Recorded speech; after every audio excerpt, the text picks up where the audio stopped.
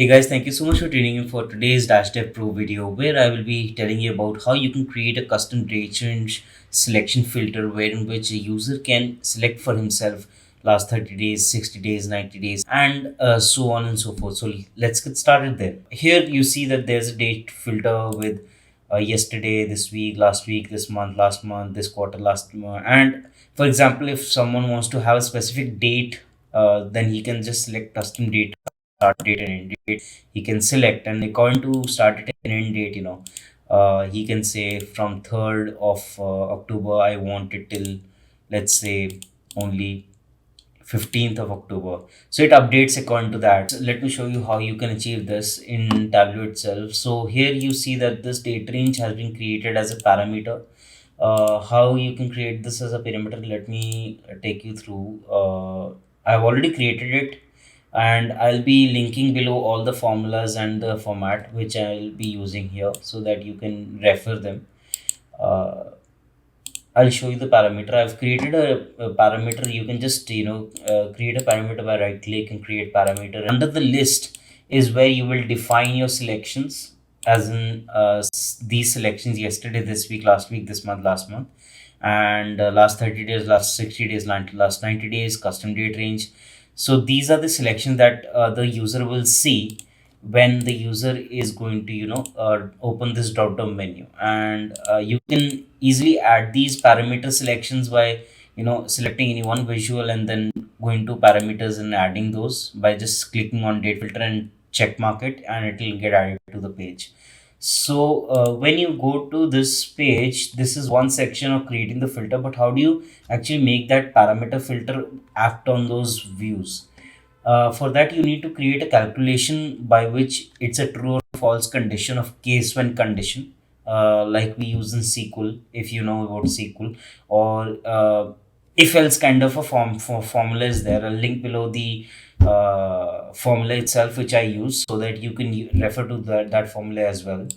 It's a date filter formula that I created. It's a calculated value basically. If you click on create value and create field, then date filter, and then you can just uh, paste that formula.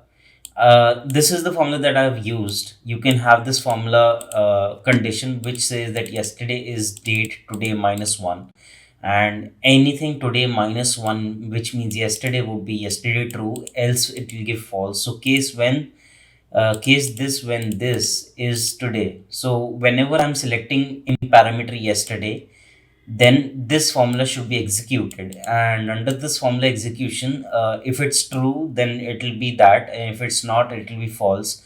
So similarly, I have created these formulas which define this week, last week, this month, last month, and everything dynamically. And yeah, so this is how I've defined the formulas. I'll describe this formula below. It's pretty easy. If you just go through the formula itself, you'll understand. It's a true false condition of based on the parameter selection. Each formula gets applied, not the whole thing.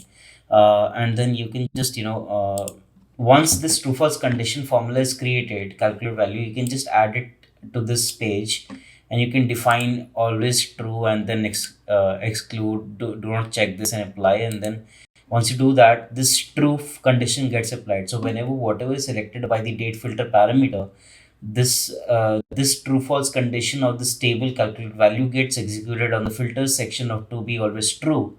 Is that you filter it down by yesterday, last week, last month, this month. So basically, I'm making a parameter dependent on a true false condition. That true false condition is getting added to the visual. So whatever visuals I create, as many visuals I want to create, I can create multiple visuals. I just need to ensure that I'm adding that date filter to be true always, and then apply that, so that always day filter true gets applied to the visuals that I will be then using in my dashboard. So if I have multiple visuals here, one by one or one below the other or whatever, at least these parameters act on those, and then gives it. This quarter data is not there because the latest data was till 30th of December last year. So you won't see any data in third last 30 days as well, and then you will see data in last 60 days. Yeah, so you'll see latest date was 30th December, so it wasn't showing for any last 30 days data. So that's the great part. So it actually calculates today's date, not the last 30 days from the latest date of the data, but last 30 days from actual current today's date is what it's doing. So yeah, there you have it, guys. You can create such similar visuals and you can have these date filters and start and end date. But yeah, it is not intuitive.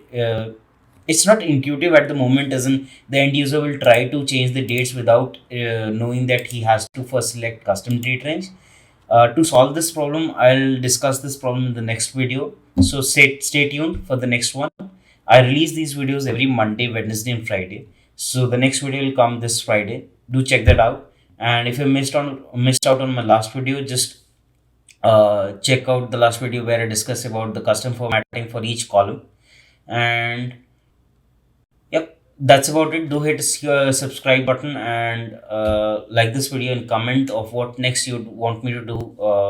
I can explore solutions for you in Power BI, Tableau, or if you want me to discuss about anything else on my channel related to data or dashboards of any form of factor, as in Google Data Studio or something, let me know and I'll be happy to discuss on those lines and find solutions for you and we can work together.